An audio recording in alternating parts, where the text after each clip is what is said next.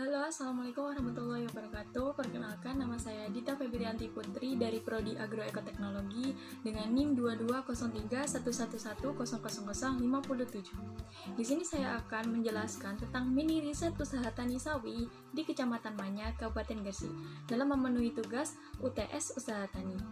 Yang pertama yaitu pendahuluan. Sebelumnya, petani di Kecamatan Manyar, Kabupaten Gresik merupakan petani dengan pengembangan usaha palawija yaitu padi dan jagung. Seiring bertambahnya tahun, petani ini memilih untuk berpindah untuk menanam sayuran berupa sawi yang dalam penanganannya tidak perlu menunggu hasil panen yang lama lagi. Kemudian, mini riset ini dilakukan untuk mengetahui faktor-faktor produksi yang mempengaruhi usaha tani yang ada di Kecamatan Manyar, Kabupaten Gresik, serta mengetahui pengeluaran, pendapatan, serta keuntungan dari usaha tani yang dilakukan oleh masyarakat sekitar. Nah, dari wawancara yang saya lakukan bersama petani, terdapat beberapa permasalahan. Ini yang pertama, yaitu masih muda untuk mengembangkan usaha tani, dikarenakan pertanian di sana masih menggunakan sistem konvensional. Kemudian solusi yang dilakukan yaitu mengadakan sosialisasi mengenai pertanian modern, karena anak-anak muda zaman sekarang lebih menyukai pertanian modern. Kemudian lahan yang digunakan juga semakin berkurang. Kenapa? Karena alih fungsi lahan secara besar-besaran untuk toko, ruko, rumah, dan lain sebagainya. Nah, dari permasalahan tersebut, solusi yang dilakukan yaitu pendataan luasan lahan yang masih produktif, serta membuat kesepakatan maupun peraturan untuk desa dan juga masyarakat, sehingga lahan yang digunakan itu tidak dialihfungsikan.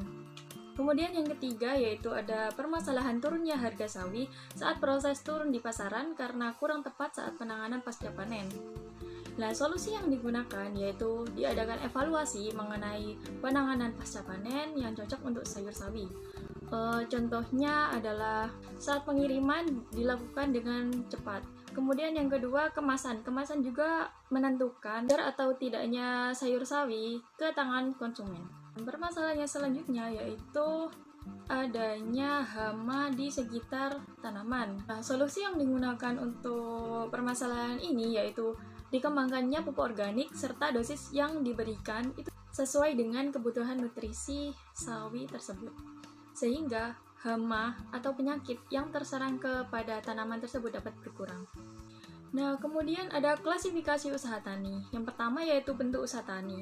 Usaha tani di Kecamatan Manyar sendiri termasuk usaha tani kolektif, karena seluruh proses produksi yang dilakukan dari awal hingga akhir dikerjakan bersama oleh satu kelompok tani saja di desa tersebut. Kemudian cara usaha taninya bersifat komersial karena seluruh panen yang akan digunakan untuk kepentingan komersial atau penjualan baik melalui pasar maupun pasar modern atau dijual keliling oleh warga-warga sekitar. Kemudian pola usaha taninya khusus karena dalam satu luasan bidang lahan hanya fokus untuk satu cabang usaha tani saja yaitu komoditas pertanian. Kemudian yang terakhir ada tipe usaha tani. Jenis usaha tani yang dilakukan yaitu budidaya sawi. Lahannya terdapat pada Kecamatan Manyar itu sendiri. Nah, ada faktor produksi yang dapat mempengaruhi usaha tani sawi ini berkembang, yaitu yang pertama faktor alam. Sawi sendiri dapat tumbuh di antara 5-1200 mdpl dan lebih menyukai tanah yang kering. Yang kedua yaitu tenaga kerja yang dilakukan oleh manusia maupun mesin pertanian. Kemudian ada modal. Modal sendiri didapatkan dari hasil penjualan sawi sebelumnya yang telah dipasarkan. Kemudian dalam aspek manajemen, faktor manajemen yaitu belum memiliki perencanaan karena hasil yang didapat merupakan kekayaan yang diwariskan turun-temurun dari budidaya awal maupun sampai pemanenan. Kemudian dari hasil wawancara yang saya terima yaitu ada analisis biaya, yaitu biaya tetap merupakan biaya yang jumlahnya tidak berubah ketika kuantitas output berubah. Yang pertama ada alat traktor, ada satu dengan harga 10 juta, kemudian cangkul 5 dengan harga satuan 50.000, ember 6, tasabit 4, sprayer 6 dengan total biaya tetap Rp11.306.000. Selain biaya tetap, di sini ada biaya variabel yaitu biaya yang jumlahnya berubah-ubah dan menyesuaikan dalam sekali panen. Di antaranya ada sarana produksi serta upah tenaga kerja. di mana sarana produksi ini termasuk benih, rockwool untuk persemaian, kemudian pupuk hama, serta AB mix sayuran untuk nutrisi yang menunjang untuk sawi tumbuh. Kemudian dalam upah tenaga kerja manusia, setengah hari saja dikalikan 7 orang, yaitu 7 orang yang melakukan budidaya selama beberapa hari. Dengan total biaya variabel sendiri sebesar Rp913.000. Terakhir adalah biaya penyusutan, yaitu biaya yang seandainya barang-barang yang ada dalam biaya tetap itu dijual kembali dengan rumus P biaya penyusutan, B biaya awal, S nilai residu yaitu nilai jual jika tidak digunakan lagi, kemudian N waktu ekonomis.